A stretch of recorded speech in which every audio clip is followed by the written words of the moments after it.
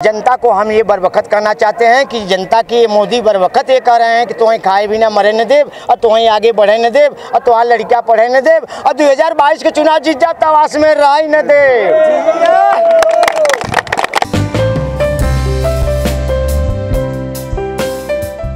मुख्य समस्या यहाँ सबसे बड़ी चीज है कि साहब यहाँ कोई रोजगार नहीं है, कोई फैक्ट्री नहीं। तो लाइफ कैसे करते? कालीन था वो भी बंद कर दिया गया, पटिया का ढोका का कारोबार था वो भी बंद कर दिया गया, यानी गरीबों को खींच दिया गया, उनकी पूरी के पूरी लिस्ट खींच दिया गया ये है। कब से ऐसे घटे हैं रोजगार के? ये साहब 5 साल हो गया, बीजेपी सरकार ये 5 साल हुआ साहब।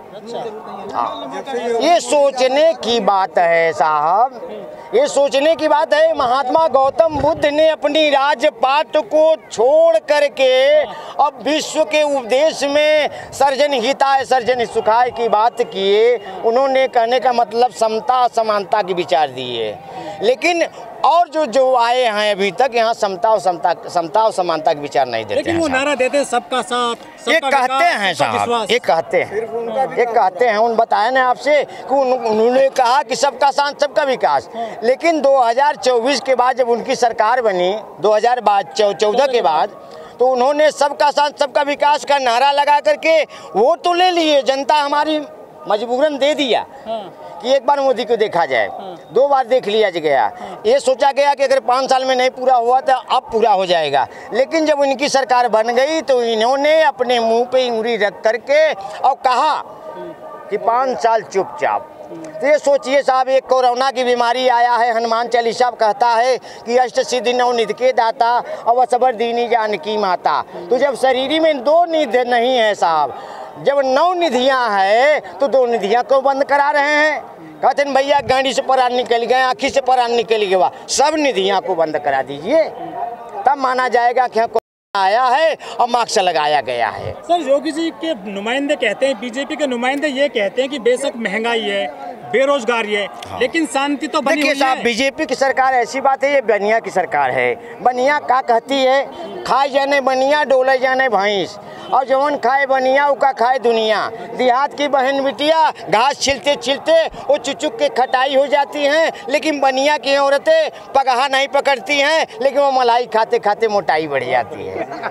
लेकिन वो कह रहे बहन बेटी सुरक्षित है। दूसरी चीज बनिया की एक आदत और है कि वो जीवन भर टेनी मारेंगे, लेकिन हमारे देश के मूर्ख लोग उन्हें कहते हैं साव।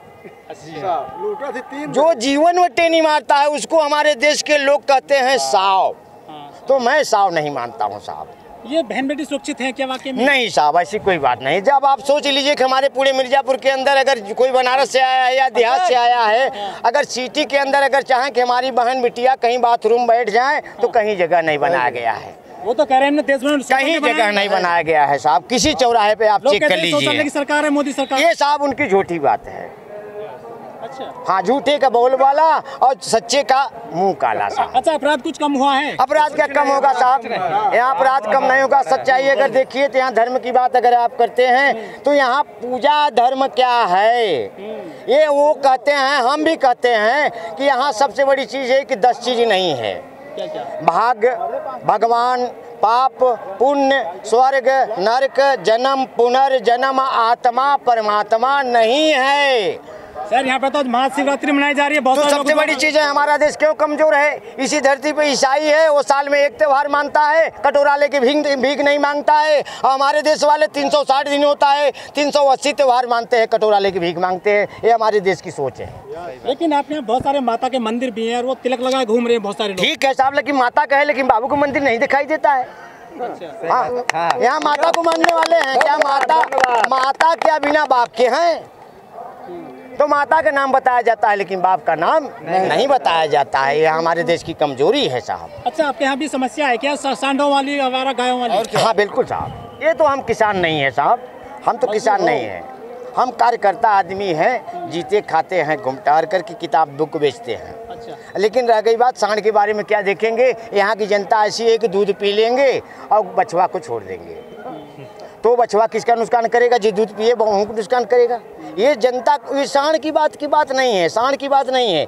लेकिन हमारे देश के अंदर अगर हमारे देश के प्रधानमंत्री अगर चाहे तो साण भी एक नहीं ठहर सकेंगे। क्यों? उसका कारण है साहब, आज ट्रैक्टर की जोताई 2 बीघा का अगर 2 वाहकर आए तो उसका पैसा देते हैं 5,000 रुपया, और एक हरवा वो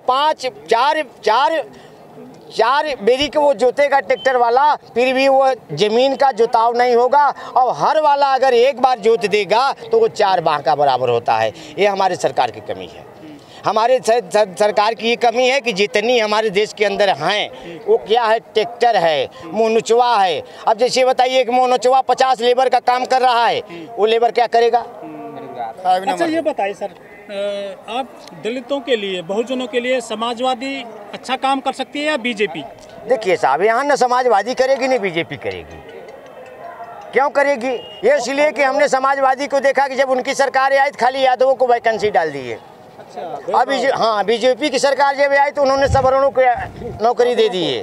अब बाकी 85 लोगों में से जो छोटे वर्ग के लोग हैं उनको छांट दिया गया, यानी कि वहाँ क्यों ऑफिस में रखा जाएगा? तो सबसे बड़ी चीज़ है साहब कि हमारे देश के अंदर सबसे बढ़िया ये कमी है कि हमारे देश के नेता अगर थे तो नेता सुभाष चंद्र बोस थे, और बाकी सब 420 हैं। मुलायम सिंह नेता नहीं है? नहीं साहब, हमारे देश में अगर नेता थे तो अम्बेडकर साहब 120 थे, बाकी अभी तक सब 420 आए हैं साहब। 120 कोई नेता नहीं आया है। मुलायम सिंह को लोग नेता कहते हैं कि नेता कहते हैं साहब, नेता तो सुभाष चंद्र बोस थे साहब, नेता बाकी कोई नहीं है। अगर नेता थे तो हमारे देश के सुभाष चंद्र बोस, उन्होंने कहते थे कि हमें संपूर्ण आज़ादी चाहिए। बीएसपी से कुछ लोग चले गए हैं समाजवादी पार्टी में, बीजेपी में कह रहे हैं बाबा साहब का मिशन चलाएंगे वहाँ। बीएसपी की काम है साहब नेता पैदा करना। हाँ, ये नेता पैदा करती है। जब वो नेता बन जाते हैं तो दूसरे में नेतागिरी करते जाते हैं, लेकिन जूता खाते हैं साहब, ऐसी कोई बात नहीं है। वो तो कह रहे मिशन चलाएंगे बाबा साहब का, तो बाबा साहब का मिशन चलेगा साहब, इसमें कोई दुविधा नहीं है। बाबा साहब का मिशन चलेगा।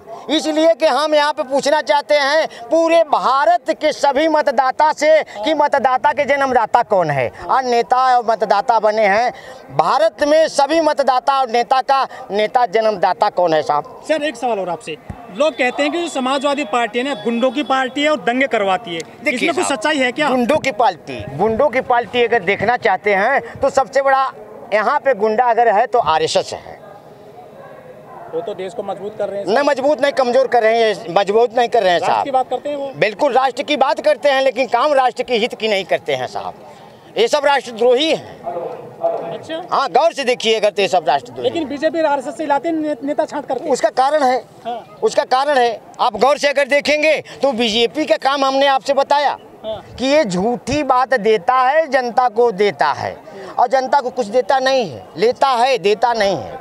हाँ, अंधे घटे बनिया बढ़े बनिया देख तमाशा बनिया का साहब पीछे पड़े हुए हैं। हाँ साहब, ये बनिया की सरकार है, ये बनिया की सरकार है न साहब। तो हमने बीजेपी को बनिया की ही सरकार मानते हैं, वोट नहीं देंगे। ये देखिए साहब, मोदी की सरकार नहीं है, मोहन भागवत की सरकार चल रही है। जितना साहब मोहन भागवत कहेंगे उतने मोदी करेंगे। अगर मोदी अपने मन से एक काम करके दिखा दे हमारे पूरे भारत के अंदर, कभी नहीं हो सकता है। अच्छा, जनता से क्या कहना चाहोगे आप? जनता से हमें कहना चाहते हैं कि जो साधु हैं उनके मठ है, राज नहीं है। मठ पे जाए। अच्छा। हाँ साहब, जनता को हम ये बरवक्त करना चाहते हैं कि जनता की मोदी बरवक्त ये कह रहे हैं कि तुम्हें खाए बिना मरे न देव, और तुम्हें आगे बढ़े न देव, और तुम्हारी लड़कियाँ पढ़े न देव, और 2022 के चुनाव जीत जाओ तो आवास में रह न देव।